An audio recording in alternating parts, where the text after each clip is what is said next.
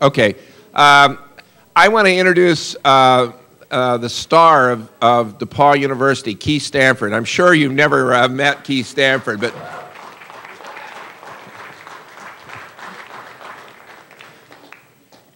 Keith is the greatest, right? The other person I want to recognize is, you know, I run the clock at the football games and basketball games. It's one of those things where if you do everything perfectly, you get a C, one mistake, and it's F. Clay Carter is standing there. Let's give him a hand. He has worked hard on getting this thing set up. Clay spends more time at DePaul than anybody else. You've got the two stars of DePaul University, Clay Carter and Keith Stanford, here today. So this is a first for us. This is the first time we've ever tried to do a remote lecture. And we talked about having Aaron come after he got back, and I thought, what the heck, what better way? You know, I think Aaron would be the poster boy for liberal arts education. He did his internship in Houston at a real estate company. He ended up at Key Bank as an investment banker when he started off. And somehow he ended up in Ecuador doing the Peace Corps stuff. And he also does microfinancing. So where does a liberal arts degree lead you from DePaul University? And Aaron's going to tell you about his route and how he got there. So please help me welcome Aaron back to campus, sort of. And Aaron's going to meet us. This is amazing. As you know, after every lecture, we go to Marvin's afterwards. So an hour from now, he is going to transport himself from Ecuador to Marvin's. Not. Please help me welcome Aaron.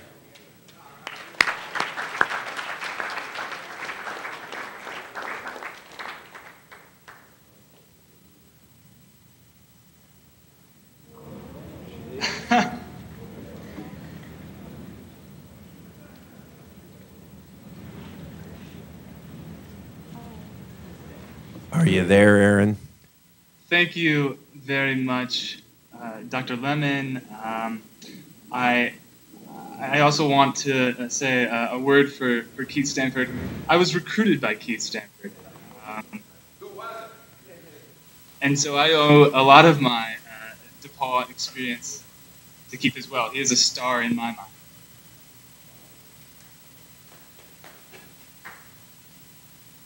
Is my microphone coming through okay? Yeah.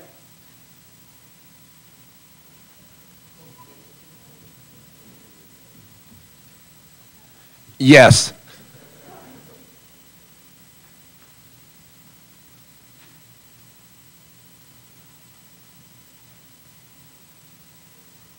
Gary, is my microphone coming through okay?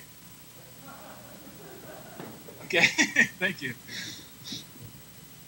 Well, I also want to thank Gary and Sandy for inviting me through the telephone wires here to campus. I always appreciate the opportunity to present my experiences. And looking at the long list of lecture series that you have, I think they're doing a great job of bringing a wide range of experiences for you to learn from. I hope that my experience can live up to that level, the quality that they have brought.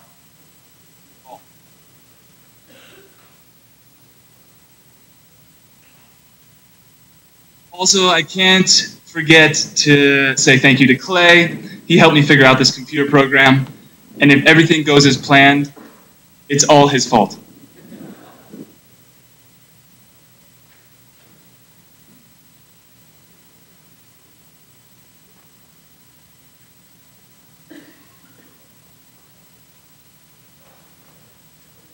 I heard that everyone in this room is extremely successful.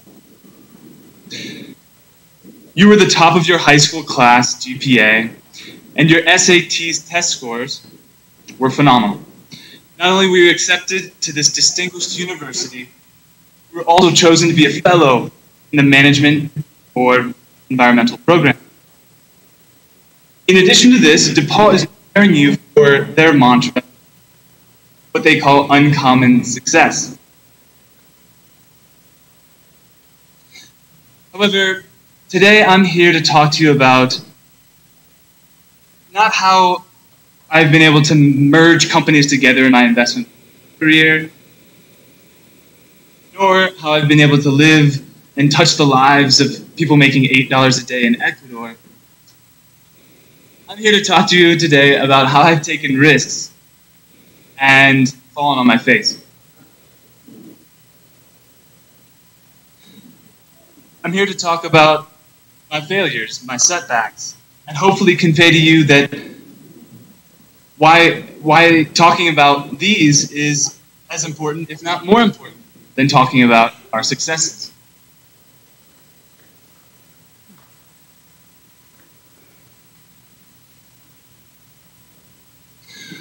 Also, given the nature of this presentation, I won't be able to use my nonverbal communication, so I've relied heavily on Google Images to put some of my nonverbal communication into it as we go along.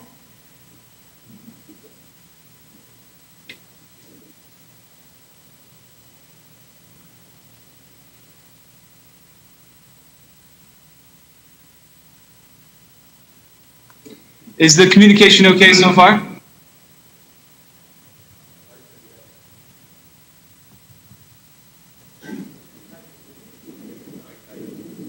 Excellent.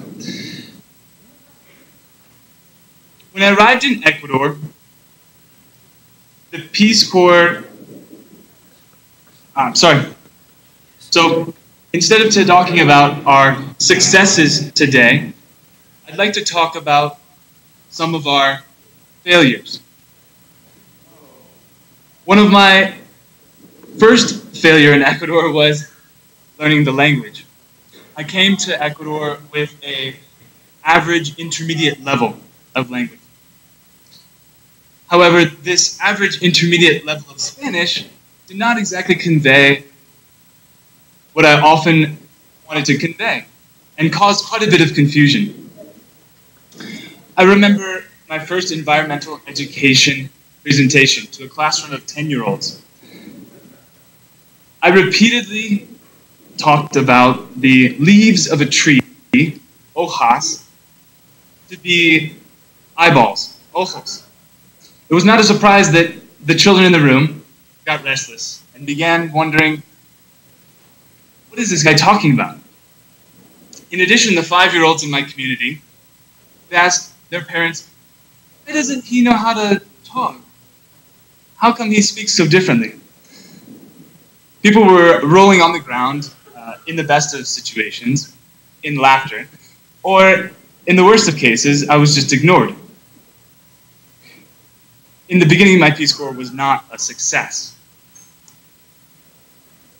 I was assigned to a rural community here in Ecuador, and the community's major income was dairy production, so I worked at a cheese factory. Fortunately, when I arrived at the cheese factory, it was in the red. It was a loss-making cheese factory. And so we started to develop new products. I thought to myself, how delicious would it be to pair the blackberries from the mountains around us with the yogurt that we have right here in our factory. I could just hear the locavores raving about the proximity of our products. I could just hear the CRS mission, the corporate social responsibility missions falling over themselves at the low-income focus of our product. We substituted this yogurt for our artificial, instead of our artificial yogurt, and we sold it to some of our clients. The response? People were saying, what are all these seeds? What are all these natural seeds? Why is it so smooth and creamy? And some even spoiled because our clients didn't have refrigeration. Lots of yogurt was returned to the factory, and we lost a significant amount of money. Again, my Peace Corps experience wasn't off to the great start I had anticipated. In a second project, I teamed up with a local NGO who had just closed a large donation to start school organic. The community was very interested to receive resources, so they started to work in the gardens. We started with 10 families, digging, as you can see here, planting seeds, and after 6 months of work, we had vegetables. These vegetables were harvested, given to the school to prepare lunches and increase the nutrition for the children. I thought this was an excellent success. When I went home for Christmas in my first year of the Peace Corps, I told all the family and friends that we had this amazing school garden and we were making a difference in Ecuador. However, when I returned back to Ecuador, after the 2 weeks,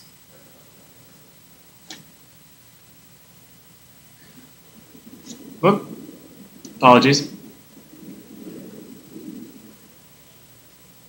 a little bit slow.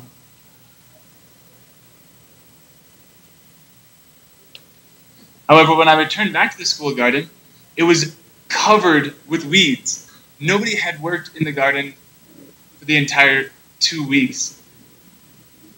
And so I went door to door to ask and rally the troops to come back to the garden and keep working. Unfortunately, our numbers continued to diminish. 10 families, 6 families, 5 families, 4 families, until when I wasn't there to keep working, nobody was working.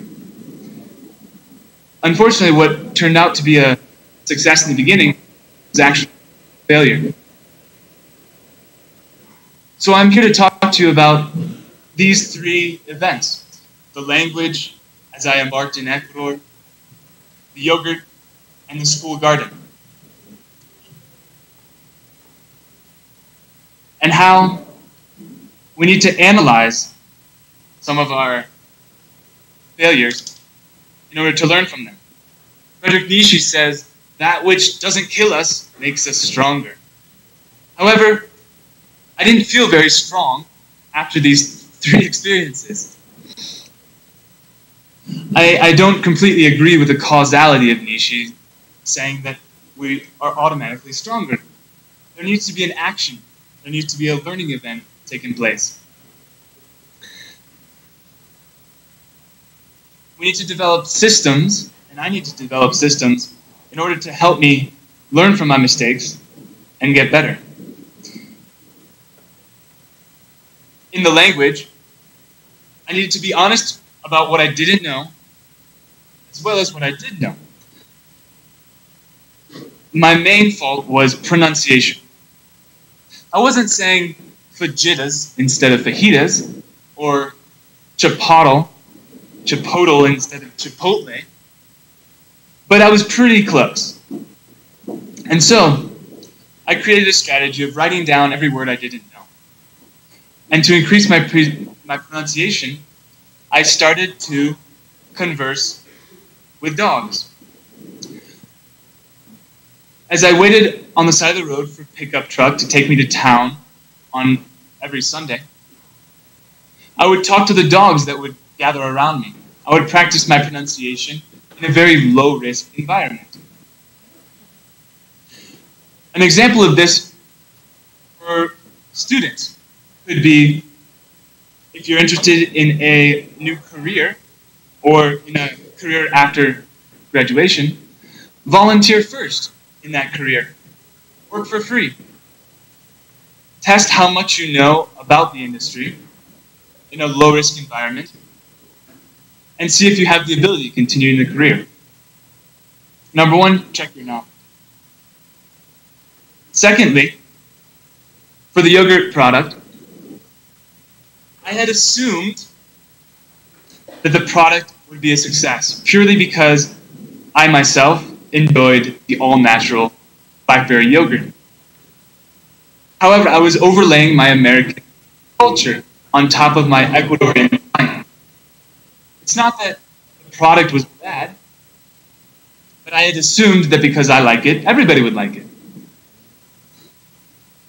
So, in order to improve from this early failure, we created our case study. And as you can see in the picture here, we offer free yogurt samples to anybody that would come by the factory.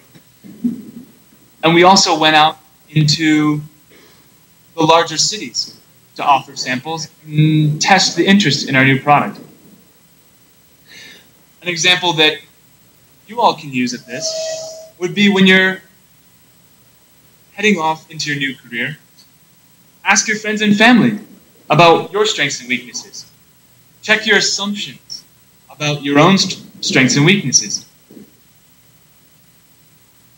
And lastly, as we're all reviewing our failures, don't forget to review your successes.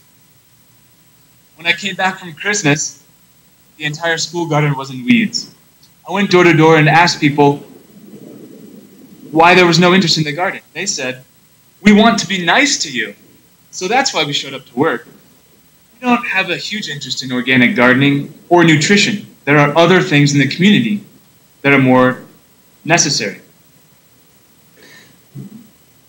So I'll review once more that we need to not misinterpret our successes. Successes could be setting us up for a failure in the future. How about one time when you had a high grade on a group project? Did that really display your knowledge for the subject matter? Or was it due to your group member Chatty Cathy's presentation skills?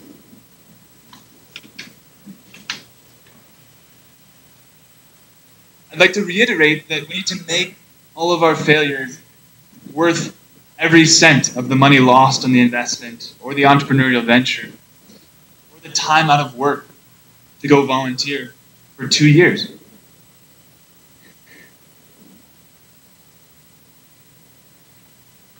If we don't first analyze, then we can't learn. If we don't learn after analyzing, then we can't succeed. And so the process evolves finally to having successes. By talking to dogs and eventually people, I've been able to increase my ability in Spanish and eventually present to a number of cheese factories around Ecuador about small business best practices. Here, I'm conveying my ideas in Spanish. Also, later in the year, our yogurt product did catch on, and we were invited to a Christmas fair in the capital city, where we sold out of our yogurt in the first day of a 3-day fair. Our customers were delighted with the healthy yogurt alternative. Our community farmers were content to have a secure buyer, and the cheese factory owner was ecstatic with an increase in his profit.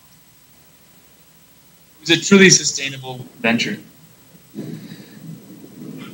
In terms of the garden, I applied the rules of holes. If you find yourself, in the very first rule is, if you find yourself in a hole, stop digging. I think this metaphor is particularly important when we're talking about a school garden project. With feedback from the parents of the school, we actually decided to halt organic and focus more towards increasing knowledge in small management, like cows, to increase the dairy production.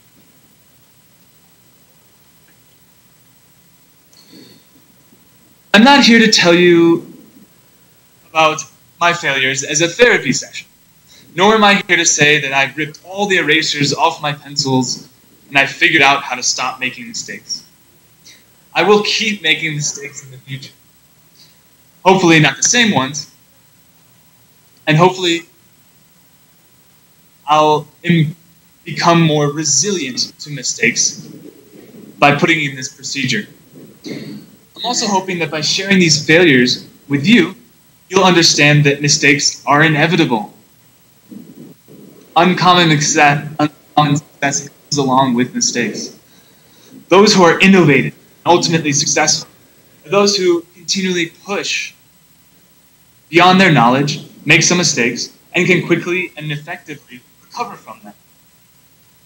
When you trip, and you will trip in the future, you'll turn it into a jog instead of falling on your face. I would challenge you all in your careers that if you're not failing intelligently, perhaps you're not taking enough risk. Perhaps you're not trying hard enough.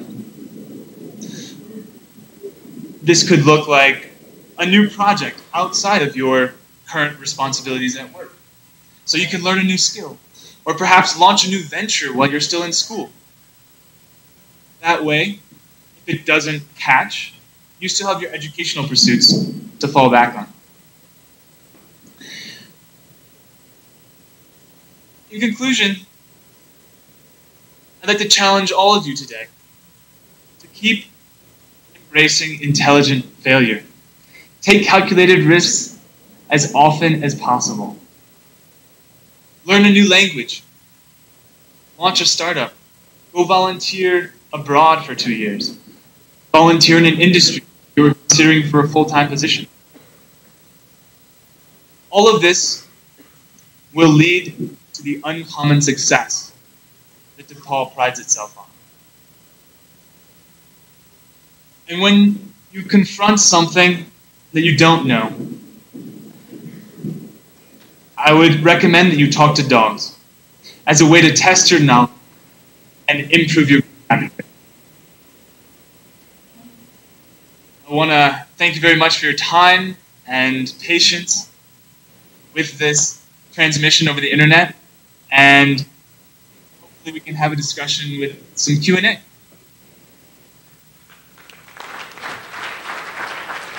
Also, I want to say thank you to Kendall Maston for joining us today. He's the Peace Corps recruiter from Chicago, covering the Indiana region. Thank you.